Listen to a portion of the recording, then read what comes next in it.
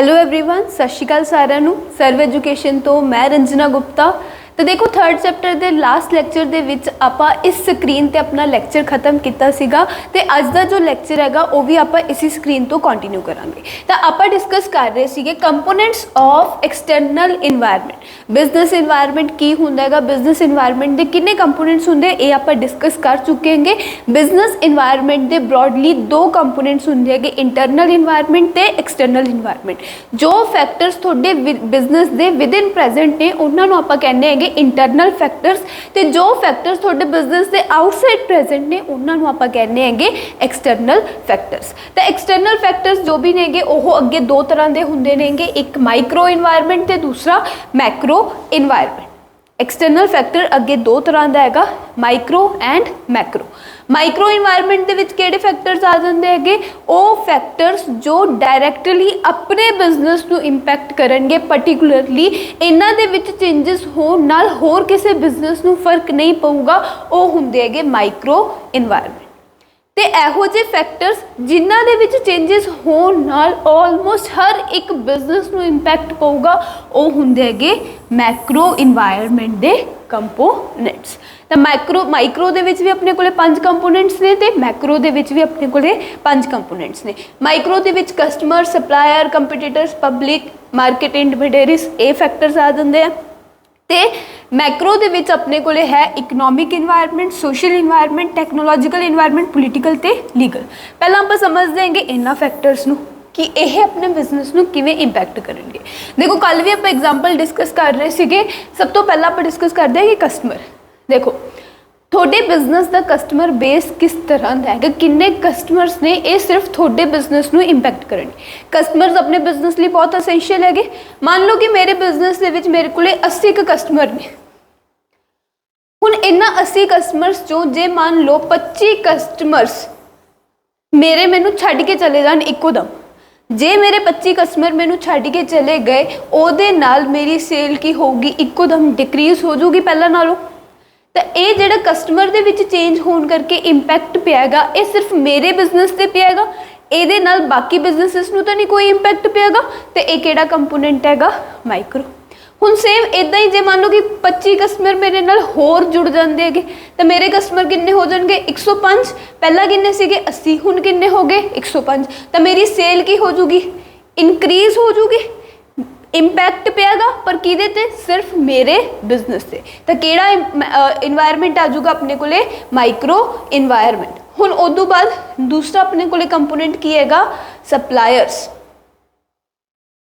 जिन्हां लोगों तो तुसीं आपदे बिजनेस लिए समान खरीदते होंगे उन्होंने आप की कह देंगे कि सप्लायर्स, जिन्हां तो आप समान परचेज कर देंगे। हुण थोड़े सप्लायर नाल मान लो थोड़ी किसी गल ते अनबन होगी, लड़ाई हो जाए तो वह थोड़ा समान सप्लाई करने तो मना कर दे। फॉर एग्जाम्पल कि तुसीं हमेशा एक थोड़ा सप्लायर फिक्स है, इको ही सप्लायर तो तुसीं की करते हो सारा समान खरीदते हो। जे उस सप्लायर नाल थोड़ी लड़ाई हो जाए तो उस समान देने तो मना कर दे तो ये नाल की होगा, अपने बिजनेस को इंपैक्ट पऊगा कि नहीं पऊगा। हुण इक्को दम आप नवा सप्लायर कित्थों लभ ली, नवे बंदे कोले जावांगे, उहदे तो समान खरीद के आवांगे, उहदे च टाइम लगूगा कि नहीं लगूगा। तो सप्लायर जे मान लो कि आपां समान सप्लाई करन तो मना कर दिंदे हैगे, या सप्लायर का जो एटीट्यूड हैगा वो भी अपने बिजनेस को इंपैक्ट करूगा, तो सिर्फ अपने बिजनेस को इंपैक्ट करूगा, तां करके की हैगा ये माइक्रो इन्वायरमेंट। दैन उस तो बाद है कंपीटीटर्स। हुण मान लो कि पहला मेरे मुहल्ले दे विच सिर्फ मेरी एक दुकान सीगी, सेम जिस तरह का बिजनेस मेरा है उसी तरह की बिजनेस ना एक नवी दुकान ओपन होगी मेरे मुहल्ले दे। पहला की हुंदा सीगा कल्ली मेरी दुकान सीगी, तां कि सीगा सारे मुहल्ले के लोग जो सीगे वो सिर्फ मेरी दुकान तो ही समान खरीदते सी। हुण एक नवी दुकान खुलण करके की होएगा, कुछ लोग इधर जान लग गए, कस्टमर शिफ्ट हो गए, तो किदे ते इंपैक्ट पिया, मेरे बिजनेस से इंपैक्ट पिया कि नहीं पिया, किदे करके इंपैक्ट पियागा, कंपीटीटर दे आन करके मेरे बिजनेस को इंपैक्ट पिया। तो किहड़ा फैक्टर हो जाऊगा, माइक्रो फैक्टर। हुण जे मान लो कि पहला 2 दुकानां सीगियां, एक मेरी एक मेरे कंपीटीटर दी, जे मान लो कंपीटीटर छड्ड के चला जाए तो इहदे कोले जिहड़ा कस्टमर आंदा सीगा मुहल्ले का वो भी हुण अज तो बाद मेरी दुकान ते आन लग जाऊगा। इंपैक्ट पिया पर किहड़ा इंपैक्ट पिया, पॉजिटिव।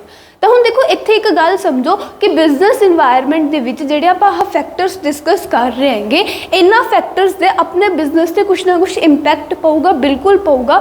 ਬਟ ਇਹਦਾ ਮਤਲਬ ਇਹ ਨਹੀਂ ਹੈਗਾ ਕਿ ਉਹ ਸਿਰਫ ਆਪਣੇ ਬਿਜ਼ਨਸ ਨੂੰ ਨੈਗੇਟਿਵਲੀ ਹੀ ਇਫੈਕਟ ਕਰਨਗੇ, ਪੋਜ਼ਿਟਿਵ ਇੰਪੈਕਟ ਵੀ ਹੋ ਸਕਦਾ ਹੈ।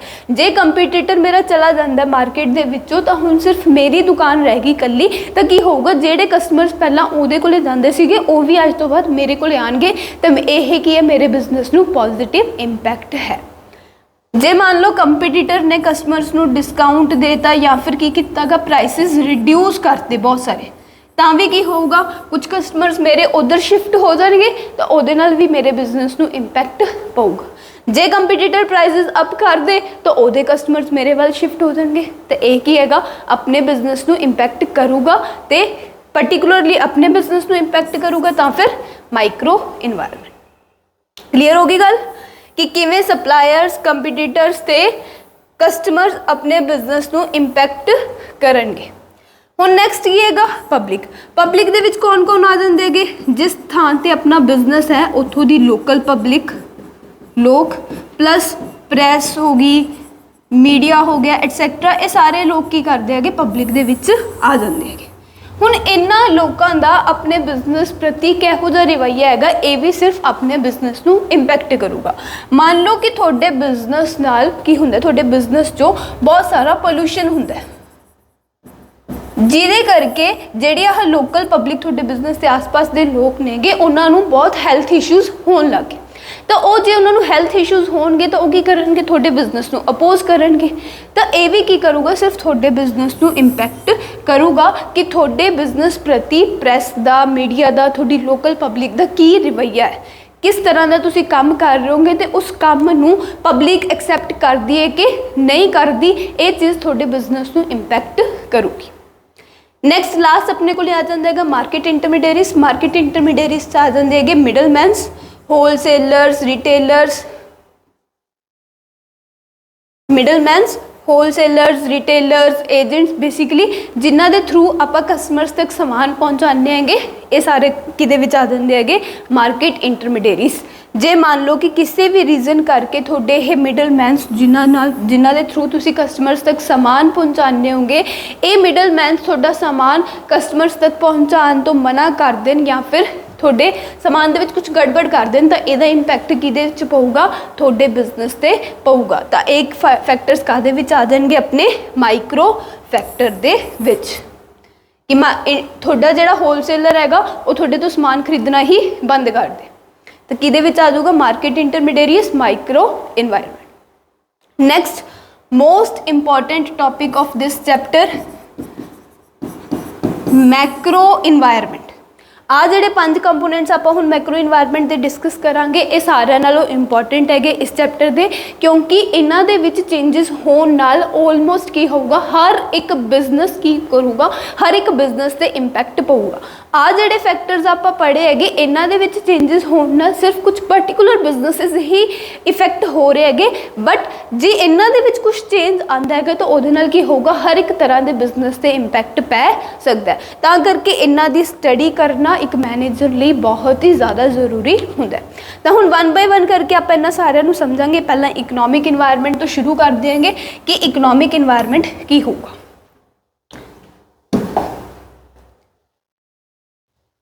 ਦੇਖੋ ਇਕਨੋਮਿਕ ਇਨਵਾਇਰਨਮੈਂਟ ਦੇ ਵਿੱਚ ਕੀ ਚੀਜ਼ਾਂ ਆ ਜਾਂਦੀਆਂ ਹੈਗੀਆਂ, ਤੁਹਾਡੀ ਕੰਟਰੀ ਦੀ ਇਕਨੋਮਿਕ ਕੰਡੀਸ਼ਨਸ, ਤੁਹਾਡੀ ਕੰਟਰੀ ਦੇ ਵਿੱਚ ਇਕਨੋਮਿਕ ਕੰਡੀਸ਼ਨ ਕਿਸ ਤਰ੍ਹਾਂ ਦੀ ਹੈਗੀ, ਮਤਲਬ ਕਿ ਲੋਕਾਂ ਦਾ ਜੋ ਇਨਕਮ ਲੈਵਲ ਹੈ ਉਹ ਹਾਈ ਇਨਕਮ ਲੈਵਲ ਹੈ, ਲੋ ਇਨਕਮ ਲੈਵਲ ਹੈ, ਦੇਸ਼ ਦੇ ਵਿੱਚ ਅਨਇੰਪਲੋਇਮੈਂਟ ਕਿੰਨੀ ਕੁ ਹੈ, ਇਨਫਲੇਸ਼ਨ ਦੀ ਸਿਚੁਏਸ਼ਨ ਹੈ ਜਾਂ ਫਿਰ डिफ्लेशन, महंगाई या फिर मंदी का दौर है, ਇਹ ਚੀਜ਼ਾਂ ਤੁਹਾਡੇ ਬਿਜ਼ਨਸਿਸ ਨੂੰ ਇੰਪੈਕਟ ਕਰਨਗੀਆਂ ਤਾਂ ਇਹ ਕਿਹਦੇ ਵਿੱਚ ਆ ਜਾਂਦੀਆਂ ਹੈਗੀਆਂ, ਆਪਣੇ ਇਕਨੋਮਿਕ ਇਨਵਾਇਰਨਮੈਂਟ ਦੇ ਵਿੱਚ। ਲੋਕਾਂ ਦਾ ਜੇ ਇਨਕਮ ਲੈਵਲ ਹਾਈ ਹੋਊਗਾ ਤਾਂ ਉਹਨਾਂ ਕੋਲੇ ਪਰਚੇਜ਼ਿੰਗ ਪਾਵਰ ਹੋਊਗੀ, ਉਹਨਾਂ ਦੀ ਪੈਸੇ ਵੱਧ ਹੋਣਗੇ, ਉਹਨਾਂ ਕੋਲੇ ਪਰਚੇਜ਼ਿੰਗ ਪਾਵਰ ਵੱਧ ਹੋਊਗੀ ਤਾਂ ਪ੍ਰੋਡਕਟਸ ਦੀ ਡਿਮਾਂਡ ਕੀ ਹੋਊਗੀ, ਵੱਧ ਹੋਊਗੀ। ਜੇ ਲੋਕਾਂ ਦਾ ਇਨਕਮ ਲੈਵਲ ਰਿਡਿਊਸ ਹੋ ਜਾਂਦਾ ਹੈਗਾ ਤਾਂ ਉਹਨਾਂ ਦੀ ਪਰਚੇਜ਼ਿੰਗ ਪਾਵਰ ਵੀ ਰਿਡਿਊਸ ਹੋ ਜੂਗੀ ਤੇ ਪ੍ਰੋਡਕਟਸ ਦੀ ਡਿਮਾਂਡ ਵੀ ਕੀ ਹੋਊਗੀ, ਰਿਡਿਊਸ ਹੋ ਜੂਗੀ। ਤਾਂ ਇਕਨੋਮਿਕ ਕੰਡੀਸ਼ਨਸ ਤੁਹਾਡੇ ਦੇਸ਼ ਦੇ ਵਿੱਚ ਕੀ ਪ੍ਰੀਵੇਲ ਕਰਦੀਆਂ ਹੈਗੀਆਂ, ਇਹ ਵੀ ਆਪਣੇ ਬਿਜ਼ਨਸ ਦੇ ਵਿੱਚ ਇੰਪੈਕਟ ਪਾਉਣਗੀਆਂ ਤੇ ਇਹ ਸਾਰੀਆਂ ਚੀਜ਼ਾਂ ਕਿਹਦੇ ਵਿੱਚ ਆ ਜਾਂਦੀਆਂ ਹੈਗੀਆਂ, ਇਕਨੋਮਿਕ ਇਨਵਾਇਰਨਮੈਂਟ ਦੇ ਵਿੱਚ। ਇਕਨੋਮਿਕ ਕੰਡੀਸ਼ਨ ਤੋਂ ਇਲਾਵਾ ਇਕਨੋਮਿਕ ਸਿਸਟਮ ਕਿਸ ਤਰ੍ਹਾਂ ਦਾ ਤੁਹਾਡੇ ਦੇਸ਼ ਦਾ। ਇਕਨੋਮਿਕ ਸਿਸਟਮ मतलब कि आप 3 तरह के सिस्टम्स पढ़ देंगे, mixed economic system, free play market economic system, centralize planned economic system.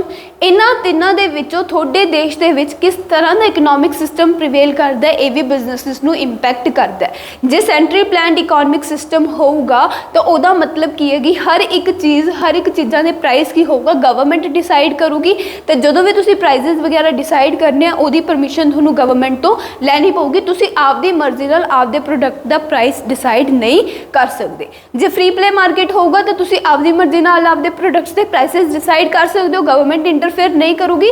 तो ये चीज़ भी बिजनेसिस के उत्ते की करती हैगी, इंपैक्ट पाउंदी हैगी कि किस तरह के इकनॉमिक सिस्टम दे विच तुहाडा बिजनेस है।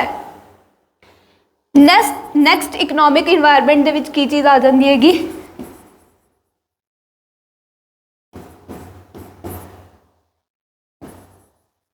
Economic policies. थोड़े देश दे विच इंपोर्ट एक्सपोर्ट पॉलिसीज़ किस तरह दियां ने, टैक्सेशन पॉलिसीज़ किस तरह दियां ने, फॉरेन ट्रेड पॉलिसीज़ की ने, ये सारिया चीज़ां भी बिजनेसिस नूं इंपैक्ट करदियां। जे टैक्सेशन पॉलिसीज़ हाई टैक्स दी हैगियां तो उहदे नाल की होगा, प्रोडक्ट्स के प्राइसिस की होणगे इंक्रीज़ हो जाणगे तो डिमांड घट जूगी। जे इंपोर्ट एक्सपोर्ट पॉलिसी की हैगी स्ट्रिक्ट हैगी तो तुसीं इंपोर्ट एक्सपोर्ट दा बिजनेस नहीं कर पाओगे। तो ये कुछ चीज़ां ने जो इकनॉमिक इन्वायरमेंट दा पार्ट बनदियां हैगियां ते इन्हां दे विच चेंजिस होण नाल ऑलमोस्ट हर एक बिजनेस नूं की पऊगा, इंपैक्ट पऊगा। जे मंदी का दौर है तो उहदे नाल हर एक बिजनेस इंपैक्ट होगा, कोई एक बिजनेस इंपैक्ट नहीं होगा। जे लोगों का इनकम लैवल घट गया तो हर एक बिजनेस दे विच प्रोडक्ट्स की डिमांड घटूगी, किसी एक बिजनेस दे विच प्रोडक्ट की डिमांड नहीं घटूगी। तो आ चीज़ां मिल के की बनांदियां ने गया इकनॉमिक इन्वायरमेंट। तो इन्हां दे विच चेंजिस होना की हैगा अपना मैक्रो इन्वायरमेंट। तो हुण आपां पढ़ लैंदे कि इकनॉमिक इन्वायरमेंट नूं। The economic conditions of a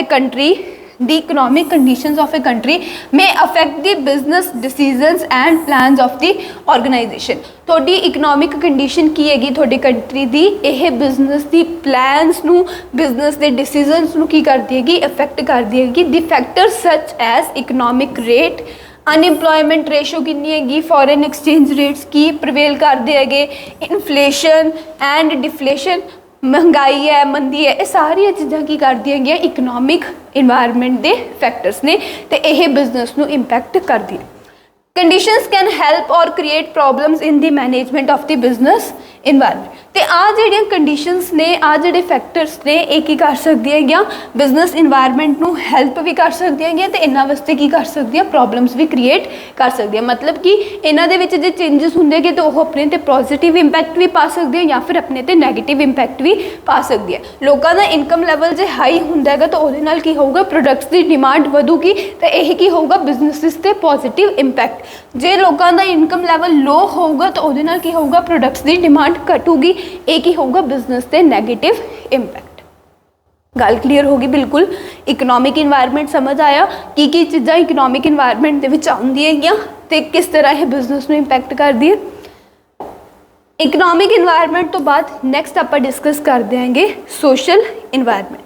social environment दे विच बेसिकली देखो की आ जाऊगा कि अपनी जो सोसाइटी है, जिस जगह ते थोड़ा बिजनेस है, उहदी आस पास की सोसाइटी जो है वो किस तरह की है, वो सोसाइटी दे ट्रेडिशंस की ने, किस तरह के वो त्यौहार वगैरह मनाते हैं, कि उन्होंने रीति रिवाज ने, कि वो वैल्यूज़ फॉलो करते हैं, कि उन्होंने लोगों का जो सोसाइटी के लोग ने उन्होंने टेस्ट एंड प्रेफरेंसिस ने, ये सारा कुछ ਕਿਹਦੇ ਵਿੱਚ ਆ ਜਾਊਗਾ ਸੋਸ਼ਲ ਇਨਵਾਇਰਨਮੈਂਟ ਦੇ ਵਿੱਚ। ਬੇਸਿਕਲੀ ਕਿਸ ਤਰ੍ਹਾਂ ਦੇ ਲੋਕਾਂ ਦੇ ਵਿੱਚ ਤੁਹਾਡਾ ਬਿਜ਼ਨਸ ਹੈ, ਇਹ ਸਾਰਾ ਕੁਝ ਕਿਹਦੇ ਵਿੱਚ ਆ ਜਾਊਗਾ ਸੋਸ਼ਲ ਇਨਵਾਇਰਨਮੈਂਟ ਦੇ ਵਿੱਚ।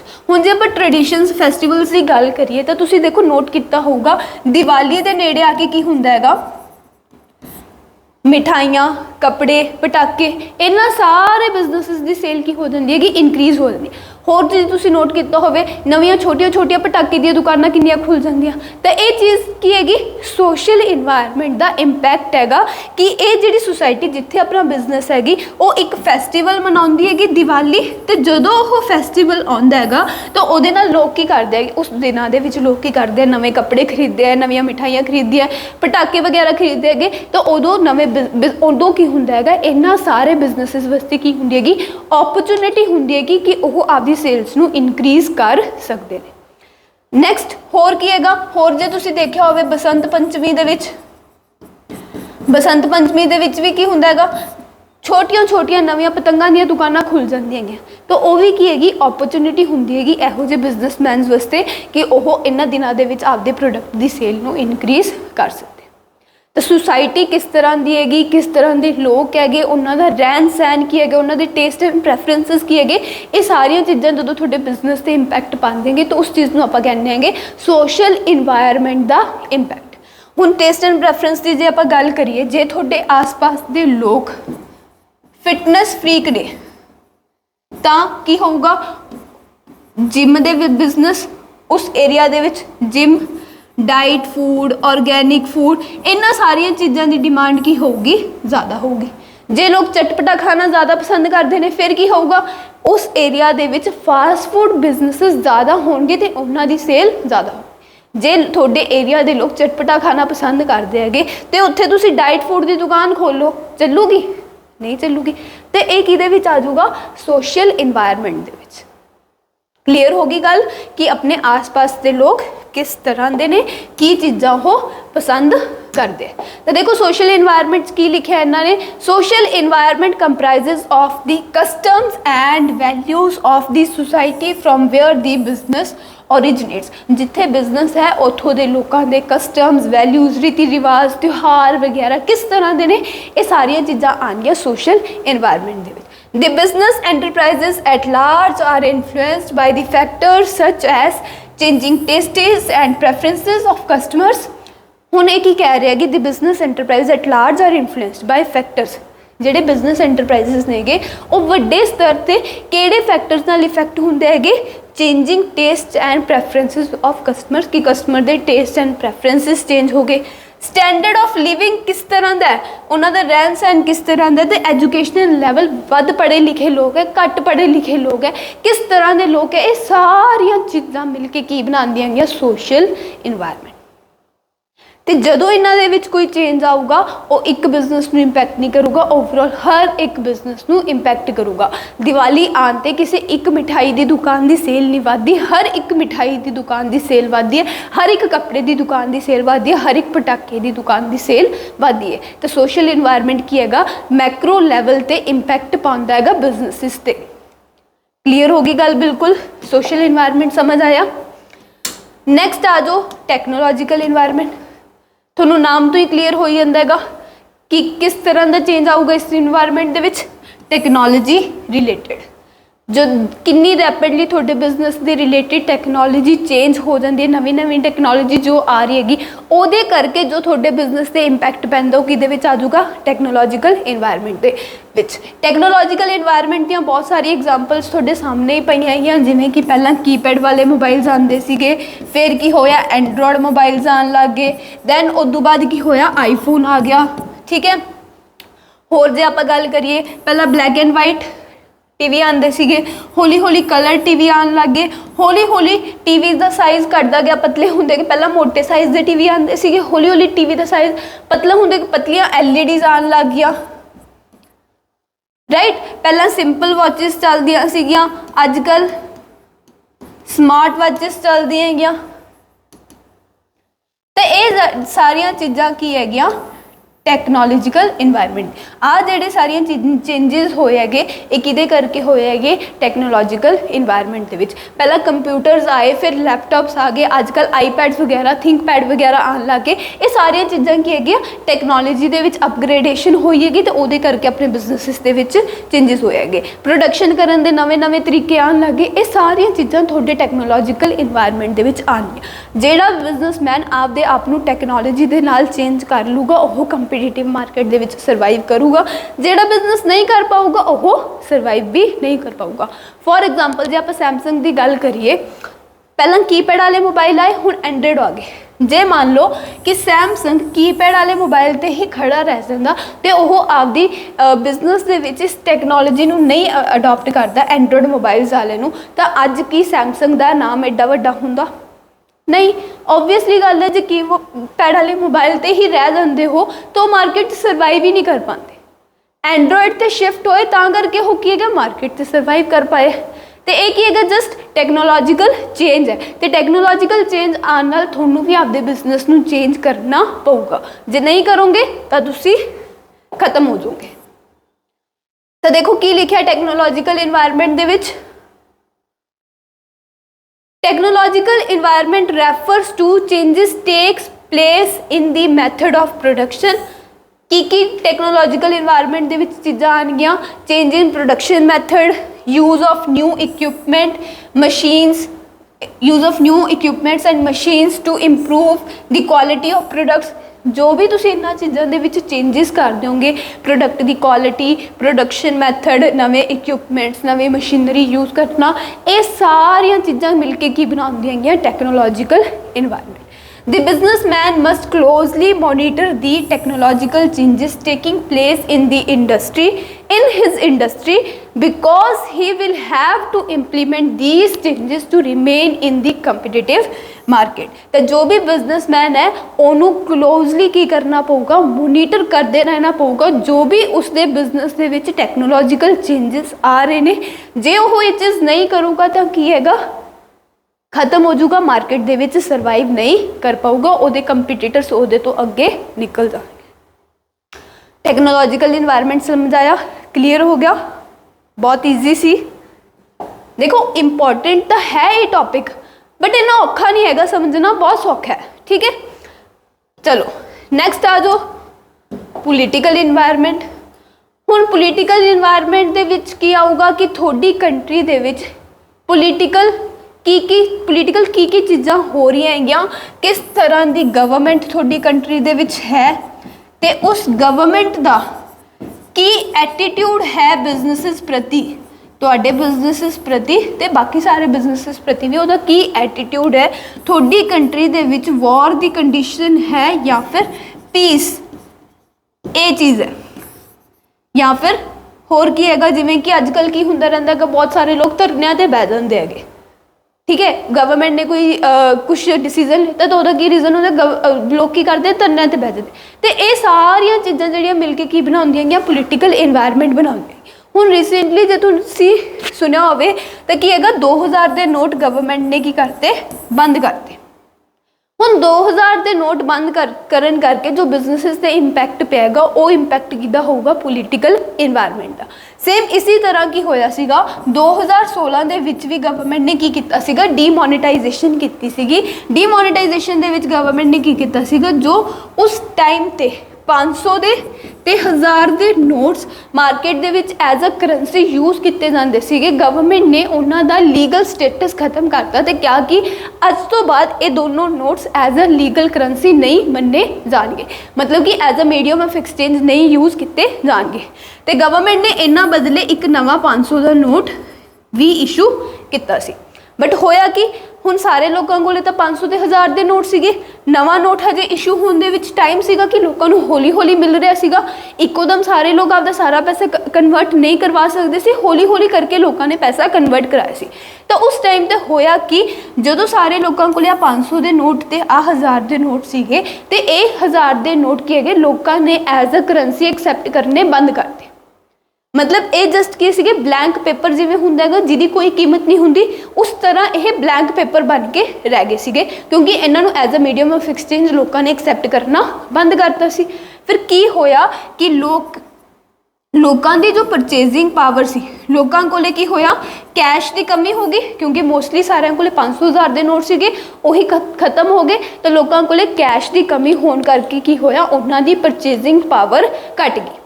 परचेजिंग पावर घटन नाल की होयागा ओवरऑल बिजनेसिस की डिमांड की हुई वो भी रिड्यूस होगी।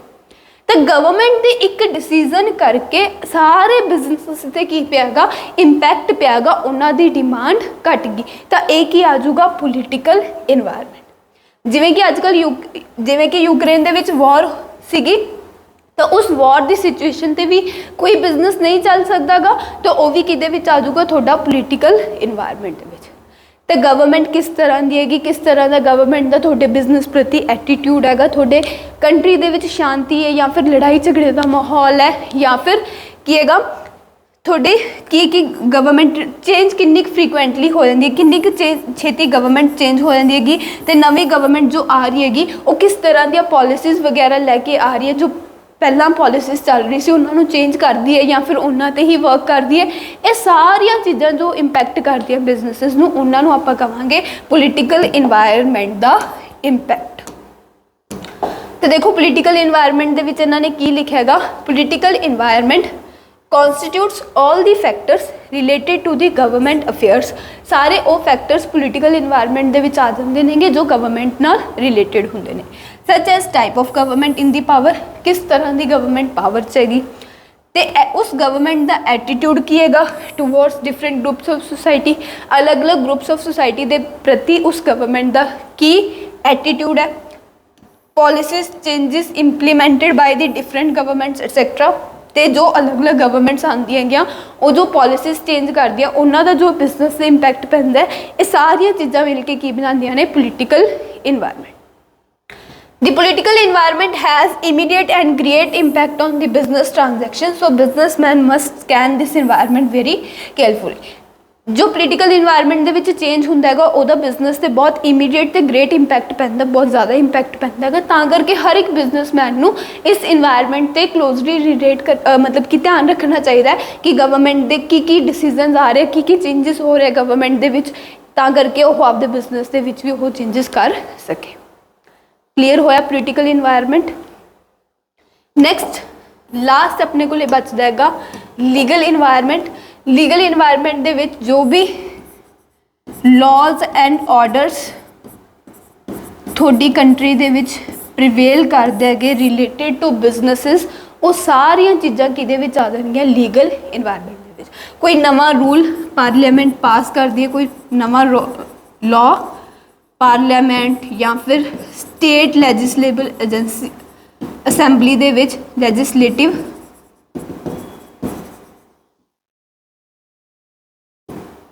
कोई भी नवा लॉ पार्लीमेंट या फिर स्टेट लैजिस्लेटिव एजेंसी असैंबली द्वारा बनाया जाता है, या फिर कोर्ट्स दी जो जजमेंट्स आंदियां ने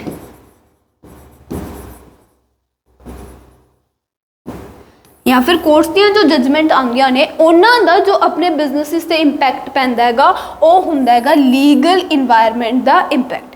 ये सारिया चीज़ां कोई नवा लॉ बनाया जा रहा है इन्हां तिन्हां दे द्वारा, या फिर जो एग्जिस्टिंग लॉज थोड़ी कंट्री दे विच प्रिवेल कर रहे हैं वो सारिया चीज़ां मिलके की फॉर्म कर दियां गई legal environment.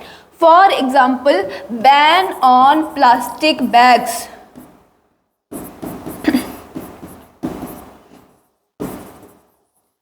Ban on plastic bags, ये लॉ फॉर्म करने नाल की होया जिन्ने भी प्लास्टिक बैग्स वाली इंडस्ट्री सी बिजनेसिस सीगे उन्हां दे बिजनेसिस बंद हो गए, उन्हां ते बहुत ही ज़्यादा इंपैक्ट पिया। तो सारे बिजनेसिस ऑलमोस्ट प्लास्टिक बैग्स ही यूज़ करते सीगे ते हुण उन्हां नूं की करने पे जूट बैग्स यूज़ करने पे, तो उन्हां दे भी किते ना किते थोड़ा बहुत इंपैक्ट पिएगा। तो लॉ फॉर्म होने करके की होएगा हर एक बिजनेस ते इंपैक्ट पिएगा, तो एक इहदे विच आ जाऊगा अपने लीगल इन्वायरमेंट दे विच। सिमिलरली जे मान लो कि अज एक कोर्ट एक जजमेंट पास कर दे या फिर एक लॉ बना दिता जाए कि ट्रैफिक रूल्स थोनों फॉलो करने बहुत जरूरी है, थोनों अज तो बाद हैलमेट पा के ही टू व्हीलर चलान दिता जाऊगा, जे तुसी हैलमेट पाए बिना दिख गए थोनों खड़े पैर 10,000 का जुर्माना देना पऊ। अज ये मान लो कि यह लॉ बना दिता जाए, फिर ਉਹਦਾ नतीजा की होगा कि कल जो हैलमेट बिजनेसिस ने उन्होंने दी सेल की होगी इकोदम इनक्रीज हो जूगी। तो ये नाल की होगा सारे हैलमेट बिजनेसिस से की पियागा इंपैक्ट पियागा। ये इंपैक्ट क्यों पियागा? क्योंकि एक लॉ बनाया गया सीगा कि ट्रैफिक रूल्स थोनों फॉलो करने पैणगे, हैलमेट पाना हर एक बंदे लिए की हैगा कंपलसरी है।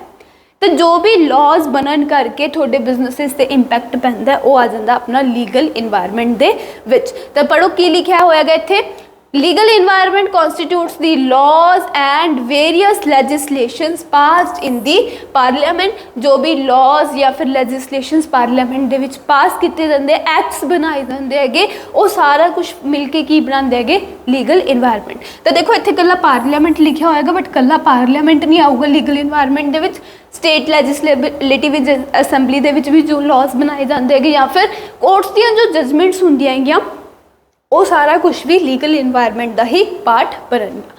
The businessman cannot overlook the legislations because he has to perform his business transactions within the framework of legal environment। businessman जो है वो इन्ना laws नू इन्ना legislations नू overlook यानी कि नज़रअंदाज नहीं कर सकता, क्योंकि हर एक businessman नू legal framework दे विच रह के ही आपदा business perform करना हुंदा है। जे वो इन्ना laws नू regulations नू नज़रअंदाज कर देगा तो ओदे उत्ते लीगल एक्शन भी लिता जा सकता है। तो इस लीगल एक्शन तो बचन लई थोनों की करना पऊगा, लॉ नू चंगी तरह फॉलो करना पऊगा ते ध्यान भी रखना पऊगा किहड़ा किहड़ा नवा लॉ बनाया जा रहा है। हुण जिवें इन्होंने बैन लाया सीगा प्लास्टिक बैग्स ते, जे कोई बिजनेस प्लास्टिक बैग्स बंद ना करे तो की होगा, उहदे ते सरकार की कहोगी लीगल एक्शन लोगी। गल क्लीयर होगी बिल्कुल। तो ये सीगा अपना लास्ट इन्वायरमेंट लीगल इन्वायरमेंट। तो सारे तरह के इन्वायरमेंट्स आप डिस्कस कर ले, economic environment, social environment, technological environment, political and last one is legal environment. Clear होए सारे इन्वायरमेंट्स। हुण इन्हां इन्वायरमेंट्स बारे एक गल होर समझ लो कि ये जिहड़े सारे इन्वायरमेंट आप डिस्कस किए नेगे ना, ये सारे दे सारे इन्वायरमेंट की नेगे आपस दे विच इंटर रिलेटिड ने। ये सारे दे सारे की ने इंटर रिलेटिड, मतलब कि आपस दे विच ये सारे इन्वायरमेंट्स जुड़े हुए ने। जे किसी एक इन्वायरमेंट दे विच कोई चेंज आता है तो उहदे नाल दूजे इन्वायरमेंट दे विच भी चेंज आ सकता है। सब तो जे दी सौखी एग्जाम्पल लईए तो कीपैड वाले मोबाइल्स तो स्मार्टफोन्स जदों आए, ये सीगा टैक्नोलॉजिकल इन्वायरमेंट का impact. But smartphones Android phones आने नाल की होया, लोगों के टेस्ट एंड प्रेफरेंसिस चेंज हो गए कीपैड तो smartphones. So this is the impact of social environment. Technological environment change होने करके सोशल इन्वायरमेंट भी इंपैक्ट पिया। तो एक ही सीगा, ये दोनों इन्वायरमेंट की है इत्थे आपस दे विच जुड़े हुए ने। सिमिलरली इदा ही बाकी सारे इन्वायरमेंट भी किनेगे आपस दे विच जुड़े हुए नेगे। किसी एक दे विच इंपैक्ट पैन नाल, किसी एक दे विच चेंजेस होने नाल कल्ला वही इन्वायरमेंट चेंज नहीं होगा, हो सकता उहदे नाल बाकी इन्वायरमेंट्स ते भी फर्क पवे। गल क्लीयर होगी बिल्कुल। तो इस टॉपिक नू ध्यान नाल पढ़ियो क्योंकि बहुत इंपॉर्टेंट टॉपिक है। जे इहदे विच कोई भी डाउट होवे, कोई भी क्वेरी होवे, कमेंट सैक्शन से अपनी क्वेरी लिख दियो, आपां डिस्कस कर लांगे। Thank you so much. मिलते हैं नैक्सट लैक्चर दे विच। Have a good day.